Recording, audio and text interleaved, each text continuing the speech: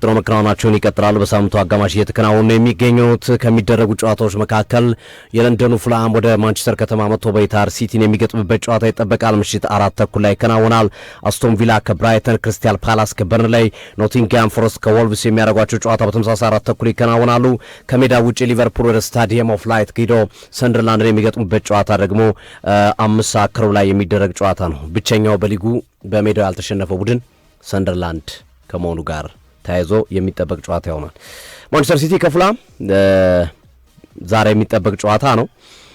አሰልጣኝ ፔፕ ጋርዲዮላ ካለፉት ተከታታይ 10 ጨዋታዎች አንድ ድል ብቻ ነው የነበራቸው። ከዛ በኋላ ነው እንግዲህ በ10 ተከታታይ ጨዋታዎች አንድ ድል ካገኙ በኋላ ሊቨርፑልን ሜዳው ላይ አንፊልድ ላይ ማሸነፍ የቻሉበት ውጤት የሚጠቀስ ነው።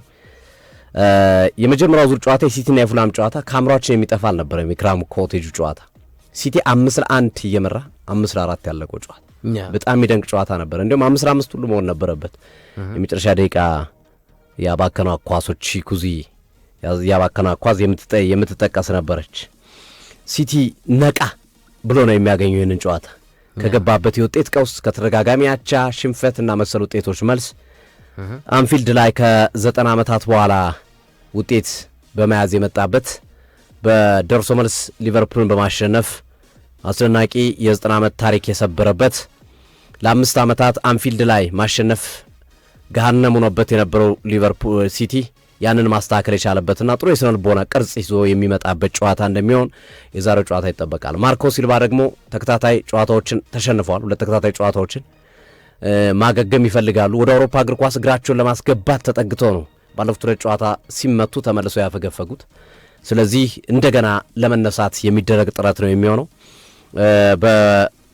በማንቸስተር ሲቲ በኩል ዶኩ፣ ሳቪኒዮ፣ ማቴዮ ኮቫቺች እና የመሳሰሉ ተጫዋቾች የሉም። በአብዛኛው ግን ከጉዳት እያገገሙ ነው። ጆን ስቶንስ አገግመዋል። ሮቢን ዲያስ ባለፈው የተወሰኑ ደቂቃዎችን ተጫውተዋል። የተከላካይ መስመራቸው ችግር በተወሰነ መንገድ የሚቀረፍ ይመስላል። ፉልሃም ማርኮ ሲልቫ ያን ያህል የጉዳት ዜና የለባቸውም። በሳምንት አንድ ጨዋታ የተጫወተ የሚገኝ ቡድን ከመሆኑ ጋር ተያይዞ ስለዚህ አሪፍ ፍልሚያ የምናይበት ጨዋታ እንደሚሆን ይጠበቃል። ሃላንድ በ41 ጨዋታ 41 ጎሎች ላይ ተሳትፏል። 41 ጨዋታ 41 ጎል በብሔራዊ ቡድንም በክለብ ደረጃ ማለት ነው። ባለፈውም እንግዲህ ጎል ማስቆጠሩ ይታወሳል። ውጤት አንፊልድ ላይ ሲቀለብሱ የፔናልቲ ሰዋን ጎል ማስቆጠሩ ይታወሳል። ኤርሊንግ ብራውት ሃላንድ ይህ እንግሊዝ ፕሪሚየር ሊግ ነው። በሲቲ ሊያሸንፍ ይችላል የሚለው ግምት ከፍ ብሎ የሚሰጥ ቢሆን ግን ፉልሃም ምን ይዞ ቀምሮ እንደሚመጣ ማወቅ ከባድ ነው። ምክንያቱም እንግሊዝ ፕሪሚየር ሊግ ላይ ይሄ ይሆናል ብሎ ማሰብ መገመት በጣም አስቸጋሪ ስለሆነ በግራ መውሰድ ነው። በቀኝ ግን ሲቲ ካሸነፈ አርሰናልን ጫና ውስጥ ይቀጥተዋል። አርሰናል ነገ ነው የሚጫወተው ከብሬንፎርድ ጋር ምሽት 5 ሰዓት ላይ። እሱን ጨዋታ እስኪያደርግ ድረስ የነጥብ ልዩነቱን ወደ 3 ዝቅ አድርጎ ጫናውን መፍጠር ይችላል። እስካሁን አርሰናል ነበር ጫና ሲፈጥር የነበረው ሲቲ ላይ ባለፉት ሳምንታቶች።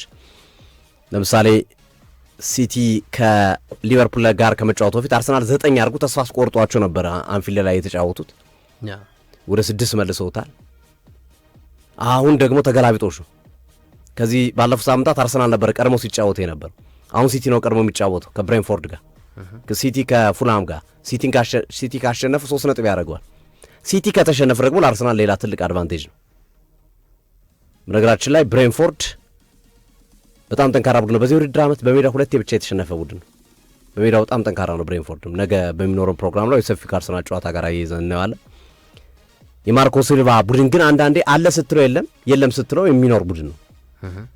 ኮንሲስተንሲ የሌለው ቡድን ግን አንዳንዴ የቃይ ዛሬማ ይሸነፋል ብለህ ስታስብ በጣም አስገራሚ ነው የሚመጣ ቡድን ይሆናል። አይ በቃ አሁን ደግሞ ተከታታይ እያሸነፈ ነው የሚገርም ፉልሃም ነው ብለህ ስታስብ ድንገት ነጥቦችን የሚጥልበት ሂደት ትመለከታለህ። ስለዚህ ለዛ ነው የሚዋጅግ አቋም ስላለው ፉልሃምን መገመትም ይሄን ያደርጋልን ብለህ ማሰብ በጣም አስቸጋሪ የሚሆንበት መንገድ ከዛ ጋር የተያዘ ይሆናል ብዬ አስባለሁ። ፔፕ ጋርዲዮላና ተጫዋቾቻቸው አሁንም በሊግ ዋንጫ ውስጥ አለን፣ ፉክክር ውስጥ እንቀጥላለን የሚል ሀሳባቸውን ነው እያስቀመጡ የሚገኙት። ባለፈው ከሊቨርፑል ጨዋታ በኋላ ጋርዲዮላ አሁንም አርሰናል አንገት ስር መተንፈሳችን ዋናው የምፈልገው ነገር እሱን ነው፣ መተንፈስ ነው ዋናው ስራችን። ከዛ በኋላ ድንገት ከተኛ አርሰናል ሾልከን እናመልጣለን፣ ድንገት ከተኙልን የሚል ሀሳባቸውን ያስቀመጡት ፔፕ ጋርዲዮላ። በእርግጥ እሳቸውም አስቀምጧል። 6 ነጥብ ብዙ ነው። አርሰናል ጠንካራ ቡድን ነው። 6 ነጥብ እየመራን ያለው አንድ ደካማ ቡድን ቢሆን ልናጠቦ እንችላለን እንላለን። አርሰናል ግን ጠንካራ ቡድን ነው ብለው ያነሳሉ። ልክ ናቸው። በነገራችን ላይ አርሰናል በአስቶን ቪላ ተሸንፎ 18 ጨዋታ ነው ሳይሸነፍ የተጓዘው። በሊቨርፑል ተሸንፎ 20 ምናምን ጨዋታ ነው ሳይሸነፍ የተጓዘው። ባለፈው ማንቸስተር ዩናይትድ ተሸነፈ 4-5 ተከታታይ ጨዋታዎችን ሳይሸነፍ እየተጓዘ ነው። ይሄ ተከታታይ የሚሸነፍ ተከታታይ አቻ የሚወጣ አይነት ቡድን አይደለም አርሰናል። አንዴ ሊሳሳት ይችላል፣ ግን 2-3 አይሳሳትም። ጋርዲዮላ ግን 2-3 ስህተት ይፈልጋሉ ከአርሰናል አሁን ላይ ቢያንስ ስህተት 2 ትልልቅ ሜጀር ስህተቶችን ይፈልጋሉ። 2 አርሰናል ተሸንፎ 2 ደግሞ እርሳቸው በተከታታይ ማሸነፍ አለባቸው።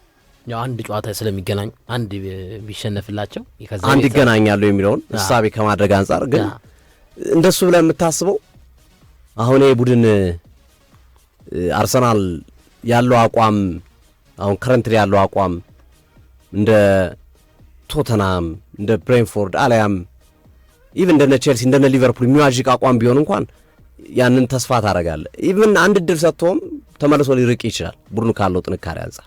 ለዛ ነው ጋርዲዮላም 6 ነጥብ ብዙ ነው ያሉት ከዚህ ፖይንት አንጻር ቡድኑ ጠንካራ ከመሆኑ ጋር ተያይዞ ማለት ነውና አሪፍ ፊልም የምንመለከትበት ጨዋታ ይሆናል የምሽቱ ጨዋታ። ጥሩ ድራማ ሊኖር ይችላል ካለፈው የመጀመሪያ ዙር ጨዋታቸው አንጻር እና ከሁለቱ የቡድን አሰልጣኞች ያጫወት ፍልስፍና አንጻር ፈርቶ የሚጫወቱ አይደሉም ሁለቱ። ተከላካዩ ማርኮ ሲልቫ መከላከል የሚለው ነገር ይከላከላሉ፣ ይጠነቀቃሉ። ግን ይሄ ሎ ብሎክ ምርጥ አድርገው በቃ ሎ ብሎክ ብቻ የሚያስቡ አይደሉም። ቶሎ ቶሎ በትራንዚሽን ፉትቦል የሚሄዱ የካሪክ አይነት ያጫወት መንገድ ያላቸው ናቸው። ሎ ብሎክን እቺ መሃል ላይ ከ16 ከ50 እስከ መሃል ሜዳ ያለው ቦታ ላይ ኳሱን ኢዮቢ ከያዘ ይሰነጥቅባል። ረጃጅም ኳሶች ልክ ብሩኖ ፈርናንዴዝ እንደሚያደርገው ወደ መስመር ያወጧቸዋል ኳሶችን። እንደዚህ አይነት ስራ የሚሰሩና ዋነኛው ስራ ያለው ከመሃል ሜዳው አለፍ ብሎ ባለው ቦታ ላይ ነው የፉላም ስራ ያለው። ማንቸስተር ሲቲ ፖሰስ አድርጎ ለመጫወት ጥረት የሚያደርግ ቡድን ነው። ስለዚህ በዚህ ማለት እንግዲህ ድራማዊ ክስተቶች ሊኖሩ ይችላሉ። ሰፊ የጎል ልዩነት፣ ያልተጠበቀ ውጤት፣ አቻ፣ የሲቲ ሽንፈት፣ የሲቲ ድል፣ እነዚህ ሁሉ ሊከሰቱ የሚችሉ ክስተቶች ናቸው። ግን በግራም መውሰድ ነው በቀኝ አሪፍ ጨዋታ የምንመለከትበት እንደሚሆነ ገምታለሁ። ማርኮ ሲልቫም ከዚህ በላይ ማፈግፈግ የሚፈልጉ አይመስለኝም ከተከታታይ ሽንፈቶቻቸው አንጻር። ወደ አውሮፓ መድረክ ትልቁ ግዳቸው ነው። ባለፉት ተከታታይ ዓመታቶች ኮንሲስተንትሊ ፉላምን አቆይተውታል በሊጉ። ሁሌም አንድ ነገር ላይ እድገት ይፈልጋል አይደል? የሆነ ነገር የሆነ ጭማሪ የሆነ እድገት ይፈልጋል። ስለዚህ አሁን ደግሞ አውሮፓ እግር ኳስ እንዲያስገቡ ይፈልጋሉ። ያን እቅድ ማሳካት ይኖርባቸዋል። ሲቲም በዛሬው ጨዋታ ላይ ከተሳሳተ ቻው ነው። ዛሬ ከተሳሳተ ሲቲ ቻው ነው በቃ ከባድ ነው። ከዚህ በኋላ 12 ሳምንታት ነው እየቀሩ ያሉት። በ12 ሳምንት አርሰናል 3ቱን ይሸነፍልኛል ብለ ማሰብ ሞኝነት ነው። ስለዚህ ያበቃለታል። ከዛ አንጻር የሚታይ ጨዋታ ነው ማለት ይጨምርበትና እንዝጋው ፕሮግራማችን። ና ሶፊ እንዳልከው ፔፕ ጋርዲዮላ ስህተት ይፈጽማሉ ብዬ አላስብም። በተለይ ማርክ ጌሂ መምጣት እንደውም እሳቸው እኮ አፒል እያቀረቡ ነው ለካራቦ ዋንጫ የፍጻሜ ጨዋታ ራሱ ህጉ ሊሻሻል ይገባል። እንደዚህ ለምን እንደዛ አይነት ተከላካይ የላቸው ማለት እኮ ናቸው አይደለ? እና በጣም ፊርማው ከተፈጠረባቸው ጉዳት አኳያ በጣም ክሊኒካል እንደሆነ ማሳያል። በሊቨርፑል ጨዋታ ላይ ዛሬ ወጣው መረጃ እኮ አሉት ሪያል ማድሪድ እኮ ጨርሶት ነበር አይደለ? ኦፈር ተደርጎ ለሪያል ማድሪድ ውሰዱት ተብሎ እሺ ተባብለው ከዛ መጨረሻ ላይ ማድሪድ ይቅርብ በክረምቱ ልምጣ ሲል ነው ሲቲን የመረጠው እንጂ ማድሪድ ጨርሶ ነበር። ማድሪድም ሌላ የመከላከል ደካማ ቡድን ነው እና ምን ያህል ለሲቲ መከላከል ጠንካራ መሆኑን እያሳየ ይገኛል። እንዳልከው ነው የፉልሃም አቋም ብዙ ስቴብል አይደለም፣ ፍላክቹዌት የሚያደርግ ቡድን ነው። ጥሩ አይደለም ስትለው ነጥብ ያስጥላል፣ ጥሩ ነው ስትለው ነጥቦችን ደግሞ ሉስ ያደርግ ትመለከተዋል። እኔ ያው የምሽቱ ጨዋታ ማንቸስተር ሲቲ ያሸንፋል ብዬ ነው ማስበው፣ ያሸንፋል ብዬ አምናለሁ። ሁለቱም ተጫዋቾች ፊርማቸው በቋሚነት እንዲገቡ የሚያደርግ ፊርማ ነው። ድጋሚ ደግሞ ሁለቱም በየዲፓርትመንታቸው በመከላከሉ ማርክ ጌሂ ጥሩ ነው፣ አንቷን ሴሜንዮ ደግሞ በማጥቃቱ ላይ አድ የሚያደርገው ነገር ጥሩ ፓኬጅ እንደሆነ የሚሰማኝና የምሽቱ ጨዋታ ኢታድ መደረጉም ጥሩ ነው። ያለፈውን ድክመት 4 ጎል የተቆጠረባቸውን ኢንሲደንት ይደግሙታል ብዬ አላስብም ሲቲዎች። ፉልሃም እንዳልከው የአውሮፓ ተሳትፎ ለማግኘት ኮንፈረንስ ሊግ አሊያም ዩሮፓ ሊግ ለማድረግ ጥሩ አመጣጥ ነበር። ግን ያለፉትን ጨዋታዎች ከማንቸስተር ዩናይትድ ሽንፈት በኋላ ሽንፈት በሽንፈት እየሆነ መጥቷል ፉልሃምም። ይህንን ነገር እንግዲህ በምሽቱ ጨዋታ ማርኮ ሲልቫ አስተካክለውት ይመጣሉ፣ አብረን የምንመለከት ይሆናል። ግን ለሲቲ ዛሬ ማሸነፉ በጣም ኮንፊደንሱም ቦስት ያደርገዋል ጥያቄ የለው። አዎ በእንግሊዝ ፕሪሚየር ሊግ የቶማስ ፍራንክን መሰናበት ተከትሎ 6 አሰልጣኞች ተሰናብተዋል። እስካሁን ኖቲንግሃም ፎረስት 2 አሰልጣኞችን አባረዋል። ኑኖ ስፕሪንቶ ሳንቶና የተካቸውን ኦንዤ ፖስቴኮግሉን፣ ዌስትሃም ግራም ፖተርን አሰናብተዋል። ወልቨርሃምፕተን ወንደረርስ ቪቶር ፔሬራን አሰናብተዋል። ቼልሲ ኢንዞ ማሬስካን፣ ማንቸስተር ዩናይትድ ሮበን አሞሪምን፣ ቶተናም ደግሞ ቶማስ ፍራንከን ያሰናበቱበት ሂደት የሚጠቀስ ነው።